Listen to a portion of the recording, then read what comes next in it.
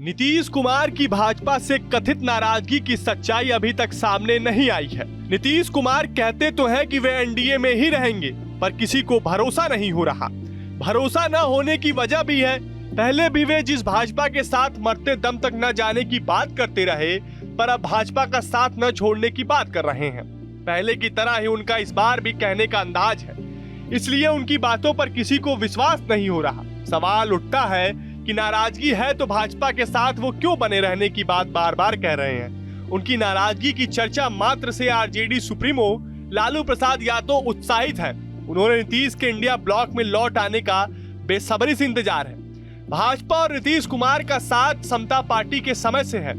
नीतीश को पहली बार सीएम बनाने में भाजपा ने ही उनका साथ दिया, तो आज भी उनके साथ खड़ी है। नीतीश यह भी जानते हैं कि भाजपा जो कहती है उस पर कायम रहती है। वर्ष 2020 में चुनाव से पहले भाजपा ने कहा था कि एनडीए को कामयाबी मिली तो नीतीश कुमार ही सीएम बनेंगे। भाजपा ने ऐसा किया भी। जेडीयू जब 43 सीटों वाली पार्टी बन गई, तब भी अपने 74 विधायक होने के बावजूद भाजपा ने उन्हें सीएम बनाया। हालांकि नीतीश कुमार ने नैतिक आधार पर सीएम बनने से शुरू में मना किया था, लेकिन गठबंधन धर्म का निर्वाह करते हुए भाजपा ने उन्हें इसलिए मना लिया।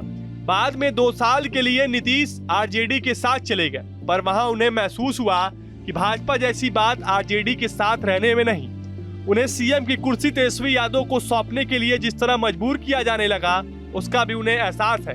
दबाव का ही असर था कि नीतीश कुमार को नालंदा में यह घोषणा करनी पड़ी कि 2025 का चुनाव तेजस्वी यादव के नेतृत्व में होगा।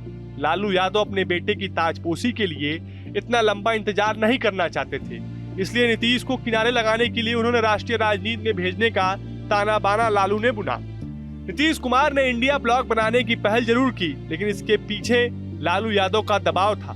लालू विपक्षी गठबंधन का अगुवा बनकर नीतीश को बिहार से बाहर भेजना चाहते थे। हड़बड़ी इतनी थी कि सोनिया गांधी से मिलाने के लिए लालू खुद नीतीश को लेकर दिल्ली आ पहुंचे। सोनिया की सलाह पर नीतीश आगे भी बढ़े, लेकिन विपक्षी गठबंधन की पहली बैठक में ही लालू के दांव के वे शिकार हो गए। पीएम की रेस से तो नीतीश ने पहले ही अपने को बाहर कर लिया था, लालू के कारण वे संयोजक भी नहीं बन पाए। आरजेडी ने नीतीश की उपेक्षा करनी शुरू कर दी। आरजेडी के नेता पहले से ही नीतीश के सीएम पद छोड़ने और तेजस्वी यादव की ताजपोशी की तारीख बताते रहे।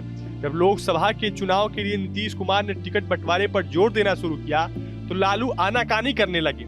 लालू कहने लगे कि चुनाव में अभी समय है, इसलिए टिकट बंटवारे की हड़बड़ी क्यों।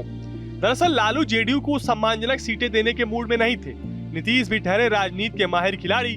उन्होंने आरजेडी की मंशा भाप ली और साथ छोड़ने में ही भलाई समझी। भाजपा के साथ आने पर उन्हें उतनी सीटें आसानी से मिल गई जितनी पर जेडीयू पिछली बार जीती थी। नीतीश शायद अब भी आरजेडी की उपेक्षा नहीं भूले होंगे। अब सवाल उठता है कि जब एनडीए में नीतीश इतना आराम से है, तो नाराजगी की खबर क्यों आ रही है। इसके 2 ही तात्कालिक कारण दिखते हैं। पहला यह कि महाराष्ट्र में अपने सहयोगी एकनाथ शिंदे को भाजपा ने दूसरी बार सीएम नहीं बनाया। हालांकि यह कोई उचित कारण नहीं है। भाजपा ने शिंदे की शिवसेना से अधिक उम्मीदवार उनकी सहमति से उतारे थे। इतना ही नहीं, भाजपा के कई नेता शिवसेना के टिकट पर चुनाव भी लड़े। भाजपा ने शिवसेना से अधिक सीटें जीती, इसलिए अपना सीएम बनाने का भाजपा का नैतिक हक था। बिहार में वैसे भी जेडीयू भाजपा से अधिक या बराबर सीटों पर लड़ता रहा है।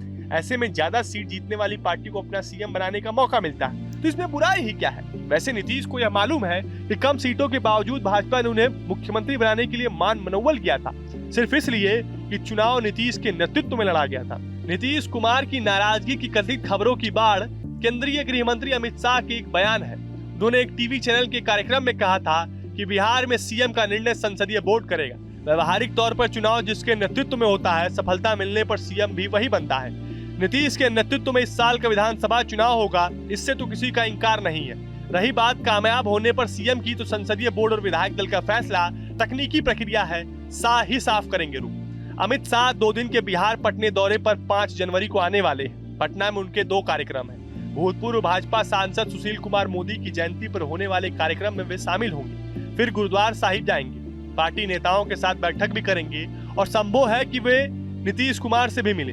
दोनों की मुलाकात हो गई तो संशय के बादल स्वतः छट जाएंगे। यह भी हो सकता है कि अपने कार्यक्रम के दौरान अमित शाह मीडिया से भी कहीं न कहीं मुखातिब हो जाएं, या फिर कार्यक्रम में ही कुछ ऐसा बोल जाए जिससे रहस्य से पर्दा उठ जाए। हालांकि उन्होंने जो कुछ भी कहा उसमें उन्हें सफाई देने की जरूरत नहीं। बहरहाल अगले 48 घंटे में स्पष्ट हो जाएगा कि नीतीश कुमार सच में नाराज है या नाराजगी की खबरें महज मीडिया की उपज है।